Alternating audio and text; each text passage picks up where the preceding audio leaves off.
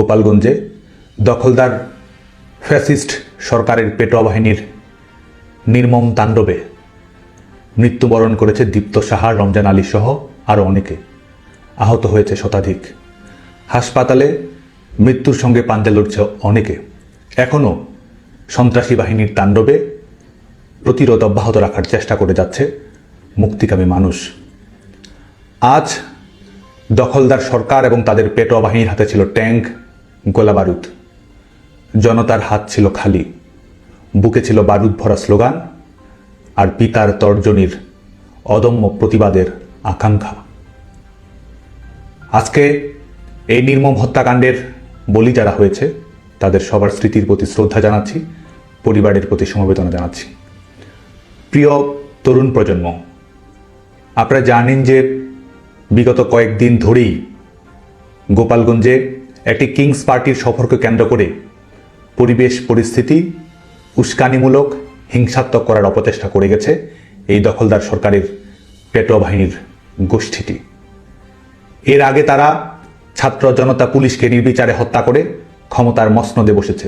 ক্ষমতার মসনদে বসে হত্যাকারীদের ইন্ডেমনিটি দিয়েছে এবং গোপালগঞ্জ অভিমুখে তাদের ঘোষিত কর্মসূচির নাম পদযাত্রা থেকে হয়ে গেছে মার্চ টু গোপালগঞ্জ। তারা সদম্ভে ঘোষণা করেছে জাতির পিতা বঙ্গবন্ধু শেখ মুজিবুর রহমানের সমাধিসৌধ দুমড়ে মুচড়ে দেওয়ার।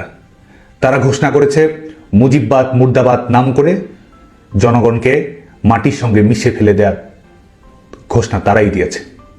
তারই প্রেক্ষিতে উস্কানিমূলক পরিবেশ তৈরি করে দখলদার সরকারের পেটোয়া বাহিনী এবং বেসরকারি সন্ত্রাসী গোষ্ঠীকে লেলিয়ে দিয়েছে গোপালগঞ্জের মানুষের বুকে। উস্কানিমূলকভাবেই তারা এই পরিস্থিতির সূচনা করেছে। তাদের আসার মূল লক্ষ্যই ছিল জুলাই আগস্টে যেমন তারা মেটিকুলাস ডিজাইনের মাধ্যমে নিজেরা হত্যা করে সেই হত্যার দায়ভার অন্যদের উপর চাপিয়ে দিয়ে কৃত্রিম পরিবেশ পরিস্থিতি তৈরি করে পেছনের দরজা দিয়ে ক্ষমতায় যাওয়ার পথ প্রশস্ত করেছিল, ঠিক তেমনি নিজেদের অবৈধ ক্ষমতার নিরাপত্তা নিশ্চিত করার জন্য আজকেও তাদের প্রয়োজন লাশ, যে লাশ তাদের কাছে কখনো আন্দোলনের কাঁচামাল, কখনো ক্ষমতায় থাকার রসদ। এবং তারই বাস্তবায়ন তার আজকে এখানে তারা ঘটিয়েছে। সেটির একটি নমুনা আজকে গোটা বাংলাদেশের মানুষ আজকে তারা দেখেছে। গোপালগঞ্জের নিরীহ মানুষ, নিষ্পাপ ছাত্র জনতা যখন শান্তিপূর্ণভাবে প্রতিবাদ করেছে, মিছিল করেছে, স্লোগান দিয়েছে, তারা জবাব দিয়েছে অস্ত্রে, গুলিতে। মৃত্যুর মুখোমুখি করেও তারা তাদের হায়নার তাণ্ডব থামায়নি, অব্যাহত রেখেছে।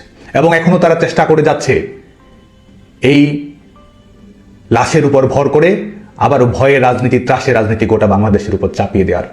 এবং এদের এই যে প্রতারণা রাজনীতি, জোচ্চুরি রাজনীতি, এটি গোটা বাংলাদেশের মানুষের কাছে উন্মোচিত হয়ে গেছে। আজকে দেখুন, গোটা পৃথিবীর মানুষ আজকে দেখেছে কিভাবে আমাদের বিভিন্ন বাহিনী, যেগুলো আওয়ামী লীগ সরকারের সময় পেশাদারিত্বের সঙ্গে দায়িত্ব পালন করেছে, আজকে তাদেরকে ব্যবহার করা হচ্ছে অবৈধ সরকারের খুঁটি হিসেবে, তাদেরকে ব্যবহার করা হচ্ছে দখলদার সরকারের পেটোয়া বাহিনী হিসেবে। আজকে সরকার যন্ত্রকে ব্যবহার করা হচ্ছে কিংস পার্টির পৃষ্ঠপোষকতার জন্য। এবং সেই নমুনায় আজকে গোটা পৃথিবীর মানুষের সামনে উন্মোচিত হয়েছে যখন আমরা দেখেছি যে সমস্ত সন্ত্রাসী গোষ্ঠী, পেশাদার বাহিনীকেও লেলিয়ে দেওয়া হয়েছে সাধারণ মানুষের উপর আক্রমণ পরিচালনা করার জন্য। এবং দেখুন এই প্রতারকদের ধূর্ততা, এই প্রতারকদের মানুষের জীবন নিয়ে কি কৌতুক। মায়ের কোল খালি করে এদের হৃদয়ে কখনো কান্না জাগে না। মায়ের কোল খালি করে এরা ক্ষমতায় আসা, ক্ষমতায় থাকার পাটিগণিতের হিসেব অঙ্ক কষে। এবং আজকে গোপালগঞ্জ থেকে শুরু করে গোটা বাংলাদেশে এই নমুনে আমরা দেখতে পাচ্ছি কি ভয়ানক ধূর্ততা, প্রতারণা এবং জঘন্য মিথ্যাচারের রাজনীতি এদের। আজকেও কত মায়ের কোল খালি হয়েছে, কত বোন ভাই হারিয়েছে। আজকে তাদের নির্মম তাণ্ডবে গোটা পৃথিবীর মানুষের লাইভ অডিও ভিডিওতে হত্যাকাণ্ডের শিকার হয়েছে। তারা হত্যা করছে অথচ হত্যাকারীরাই প্রতিবাদ করছে। তারা হত্যা করছে, তারা আবার দেশবাসীকে ব্লকেট করার আহ্বান জানাচ্ছে। তারা হত্যা করছে, এই কিলাররাই আবার ভিকটিম কার্ড প্লে করছে। এবং এটি করেই জুলাই আগস্টের মঞ্চ তারা প্রশস্ত করেছিল। এটি করেই আজকে এদের ক্ষমতার সীমা পরিসীমা এরা বাড়ানোর চেষ্টা করছে।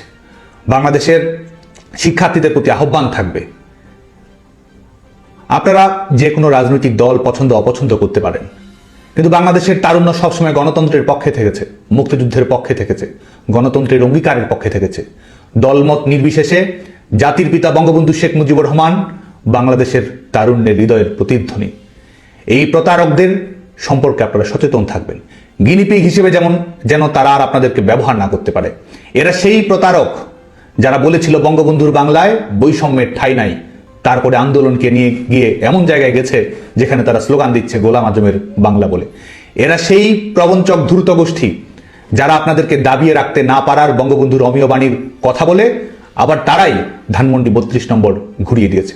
এরা সেই প্রবঞ্চক গোষ্ঠী যারা আপনাদেরকে বলেছিল মুক্তিযুদ্ধের বাংলায় বৈষম্যের ঠাঁই নাই, এবং তারপরেই তারা মুক্তিযুদ্ধের সমস্ত স্মৃতি, অর্জন, অঙ্গীকার, বীর মুক্তিযোদ্ধাদের অপমান অপদস্থ তারাই করেছে। এরা আপনাদেরকে চাকরির কথা বলেছে, আজকে গোটা বাংলাদেশের সরকারি বেসরকারি খাতে চাকরি নেই, কলকারখানাগুলো বিপর্যয়ের মধ্যে পড়ে গেছে। মেধার কথা বলেছিল, আজকে কোটার ভিত্তিতে তারা নিয়োগ দিচ্ছে। আজকে বাংলাদেশের মানুষের স্বাভাবিক মৃত্যুর গ্যারান্টি পর্যন্ত নেই। মানুষের নিরাপত্তাহীনতা চূড়ান্ত পর্যায়ে পৌঁছেছে। দেশ শুধুমাত্র ললেস নয়, এই দেশটি আজকে এক ধরনের সিকিউরিটিলেস রাষ্ট্রে পরিণত হয়েছে। এই দখলদার সরকার বাংলাদেশের মানুষের নিরাপত্তা দিতে পারছে না, বরং দখলদার সরকার সমস্ত রাষ্ট্রযন্ত্র এবং তাদের বেসরকারি পেশাদার সন্ত্রাসী গোষ্ঠীকে লেলিয়ে দিচ্ছে মানুষের উপরে। মানুষ প্রতিবাদ করতে চাচ্ছে, শান্তিতে থাকতে চাচ্ছে, তাদের উপর তারা নির্বিচারে গুলি চালাচ্ছে, মব লেলিয়ে দিচ্ছে। এই দখলদার সরকারের প্রধানতম মব স্টার হচ্ছে ফ্যাসিস্ট ইউনূস, এবং এই ফ্যাসিস্ট ইউনূসের রিমোট কন্ট্রোলে বিভিন্ন জঙ্গি গোষ্ঠীর সহায়তায় তাণ্ডবের মাধ্যমে, সহিংসতার মাধ্যমে এরা ক্ষমতার বৈধতা তৈরি করার চেষ্টা করছে। হুমকির ভাষায় বাংলাদেশের মানুষকে এরা নিস্তব্ধ করে দিতে যাচ্ছে। দেশব্যাপী এরা কবরের শান্তি প্রতিষ্ঠা করেছে। সবার প্রতি উদাত্ত আহ্বান থাকবে, আসুন আমরা ঐক্যবদ্ধ হই গণতন্ত্র পুনরুদ্ধার করার জন্য। আসুন আমরা ঐক্যবদ্ধ হই মুক্তিযুদ্ধকে রিক্লেইম করার জন্য। আসুন আমরা ঐক্যবদ্ধ হই আবারও বিজয়ের প্রশ্নে বাংলাদেশের মানুষের জাগরণের জন্য। আজকে আহ্বান থাকবে আইন শৃঙ্খলা রক্ষাকারী বাহিনী, বাংলাদেশ সেনাবাহিনী সহ বিভিন্ন প্রতিষ্ঠানের প্রতি। আজকে যা অন্যায় হচ্ছে, সকল অন্যায়ের আইনানুগ বিচার বাংলাদেশে আজ হোক কাল হোক হবেই হবে। অতএব যা করবেন বুঝে শুনে করবেন। আজকে আমরা দেখতে পাচ্ছি যারা পুলিশ হত্যা করেছে, আইন শৃঙ্খলা রক্ষাকারী বাহিনীর সদস্যদের হত্যা করেছে এবং ইন্ডেমনিটি দিয়েছে, বিচার করা যাবে না। আজকে আপনারা কোনো অবস্থাতেই দখলদার সরকারের পেটোয়া বাহিনী হিসেবে আপনাদেরকে কেউ যেন ব্যবহার না করতে পারে, সে ব্যাপারে আপনারা সতর্ক থাকবেন, সোচ্চার থাকবেন। এই সরকার দখলদার সরকারের আইন আপনি মানতে বাধ্য নন। এই সরকার আপনাদেরকে পেটোয়া বাহিনী হিসেবে ব্যবহার করছে, সেটি মানতে আপনি বাধ্য নন। গণতন্ত্র এবং জনগণের মধ্য দিয়ে প্রতিষ্ঠিত সরকারই আপনাদের একমাত্র আইনানুগ কর্তৃপক্ষ।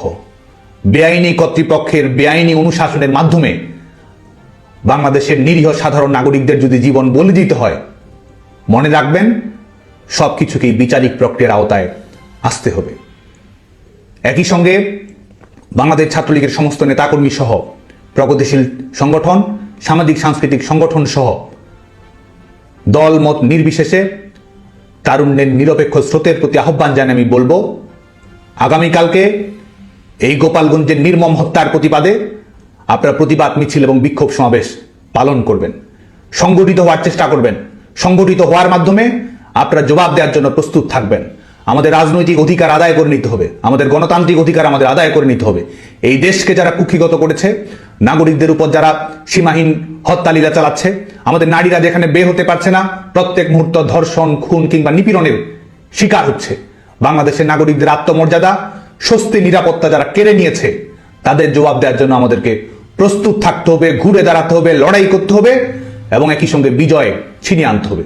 আমাদের চূড়ান্ত লক্ষ্য এই দখলদার সরকারের বিদায় ঘটিয়ে বাংলাদেশে গণতন্ত্র পুনরুদ্ধার করা। আমাদের চূড়ান্ত লক্ষ্য আবার মুক্তিযুদ্ধের অঙ্গীকারের ভিত্তিতে বাংলাদেশের সমস্ত রাজনৈতিক দল কর্মকাণ্ড পরিচালিত করবে, সেটি নিশ্চিত করা। আমাদের চূড়ান্ত লক্ষ্য জাতির পিতা বঙ্গবন্ধু শেখ মুজিবুর রহমানের আদর্শ এবং সংগ্রামে উজ্জীবিত থেকে ন্যায়ের প্রশ্নে অটল থাকা, অন্যায় অবিচারের বিরুদ্ধে রুখে দাঁড়ানো, লড়াই করা। আজকে সমস্ত মুক্তিকামী তরুণদের প্রতি সেই আহ্বান জানিয়ে এবং একই সঙ্গে আমাদের আন্দোলনকে ক্রমান্বয়ে শক্তিশালী করে আমাদের লং মার্চ টু যমুনা ঘেরাওয়ের প্রস্তুতি আমাদের গ্রহণ করতেই হবে। কারণ লড়াইয়ের মাধ্যমে এই সরকারকে ঝেঁটিয়ে বিদায় করা ছাড়া বাংলাদেশের জনগণের সামনে কোনো অপশন নেই। জনতার চাওয়াই আমাদের লক্ষ্য, গণতন্ত্রের স্বপ্ন পূরণ করাই আমাদের অঙ্গীকার। আজকে তারা গুলি করে এপিসিতে করে স্থান ত্যাগ করতে পারে। আমরা শহীদদের উত্তরাধিকার, ঘাতকের নই। যারা ঘাতক তারাই সশস্ত্র তাণ্ডব চালিয়ে হত্যা করে এপিসিতে নির্বিঘ্নে পালিয়ে যাওয়ার চেষ্টা করতে পারে। কিন্তু আমাদের জীবন উৎসর্গ করা রাজনীতির মাধ্যমেই আমরা আমাদের ন্যায্য অধিকার, বাংলাদেশের জনগণের ন্যায্য অধিকার আমরা প্রতিষ্ঠিত করব। গুলি করে আমাদের আন্দোলন বন্ধ করা যাবে না, কারাগারে বন্দি করে আমাদেরকে স্তব্ধ করা যাবে না। আমাদের ন্যায্য অধিকার আমরা আদায় করেই ছাড়ব। বাংলাদেশে গণতন্ত্র আমরা প্রতিষ্ঠিত করব। দখলদার ফ্যাসিস্ট সরকারের বিদায় আমরা বাংলাদেশের মাটিতে নিশ্চিত করব। আপনারা সবাই যার যার জায়গা থেকে ঐক্যবদ্ধ থাকবেন, রুখে দাঁড়াবেন, প্রতিরোধ করবেন। আমাদের যেসব নেতাকর্মী, ভাই বোন, বন্ধু এদের নির্মম তাণ্ডবে শিকার হচ্ছে তাদের প্রতি খোঁজ খবর রাখবেন, সংবেদনশীল থাকবেন, শান্তিপূর্ণভাবে আমাদের সংগ্রামকে এগিয়ে নিয়ে যাবেন।